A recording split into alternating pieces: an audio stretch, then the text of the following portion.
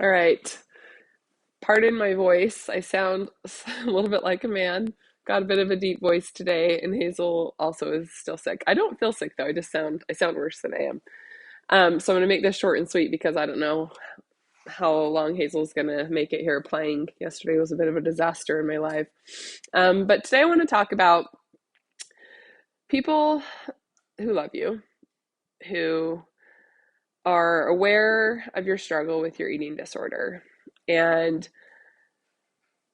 how you react when they confront you about your eating disorder. I did not ever react well when someone confronted me about my eating disorder before I decided to really recover. It didn't matter how they went about it. It didn't matter if it was in the moment or after, a behavior that they had watched. It didn't matter if they came to me with love or concern. That helped, but definitely didn't help if they came and started accusing me of things. And it's sort of unfair for these people who love us, who are trying to support us, because they don't fully understand, because they haven't had an eating disorder and they don't understand, what's the best way to approach someone with an eating disorder. And the answer to that is there's never really going to be a way that goes well, or that is, you leave feeling like, wow, that was a success. I feel like I got through to that person. And if you're listening to this going, yeah, I totally know what you mean.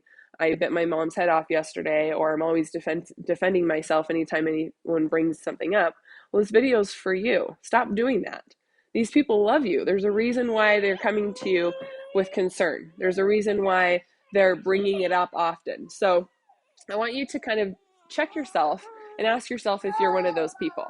Now, if you're listening to this video thinking nobody ever confronts me, no one even knows I struggle, maybe I don't even have an eating disorder because no one's worried about me, don't go there. You know that you have an eating disorder if you're listening to videos like this, right? If you feel unhappy about your relationship with food, if you feel unhappy about your body, if you're living in fear every day of weight gain, if you're having obsessive compulsive thoughts that are just looping in your head that are very intrusive, that make you feel like you have to do certain things around food and exercise, you have an eating disorder. So just because someone isn't constantly coming to you worried about your condition or isn't even aware of your condition doesn't make you invalid in having an eating disorder and needing to recover. If you are that person, then I strongly suggest that you go to someone that you love and trust and tell them your situation and bring in support. But if you do have people that are already trying to support you and you're pushing them away and constantly arguing with them and telling them that you're fine when really you know you're not, or maybe you're in denial that you are, start listening to them. They're not making this stuff up. They're not trying to destroy your life. They're not trying to agitate you. They're not trying to start a fight, for sure. I'm sure anytime going into a conversation like that, my husband would say he'd get kind of nervous and just like it never ended well, right? No matter how he came across, I would always argue with him. And he hated having to do it, but when you love somebody and you see them suffering and struggling, you do it anyways. So please be more receptive and just trust that they want to help you, and accept the fact that you are struggling, accept the fact that you do need help. And then you talk to that person and tell them how they can help you. I think that was the most helpful thing for Zach and I, was when I started to come out of denial that I had a problem, and I started asking him or telling him how he can help me, right? So that I felt like I was more in control of my recovery, but then I could be more specific with like, hey, when you say this, it doesn't help a ton, but when you say this, it's really helpful. When you do such and such, it really keeps me accountable. And I need this from you today, or, ask me this tonight. Like, you can come up with it or devise a plan that's going to really be clear and precise for that person to best help you. Okay.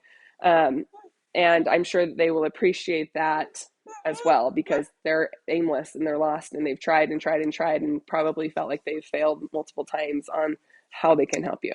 And also, when you feel like that help is being forced on you, the eating disorder is going to do what, right? It's just going to get stronger. So if you can be the one that's proactive, going to them and being like, hey, I need your help with this and this and this, and they love and support you and they want you to get better, and these are things that are in line with you getting recovered, I can guarantee they're going to be all over that. Okay, so let them in and let them help you, and also stop being in denial and don't be defensive and reactive. I hope this video doesn't get a lot of hate, and I hope you understand what I'm trying to convey here. All right, have a good day. Bye.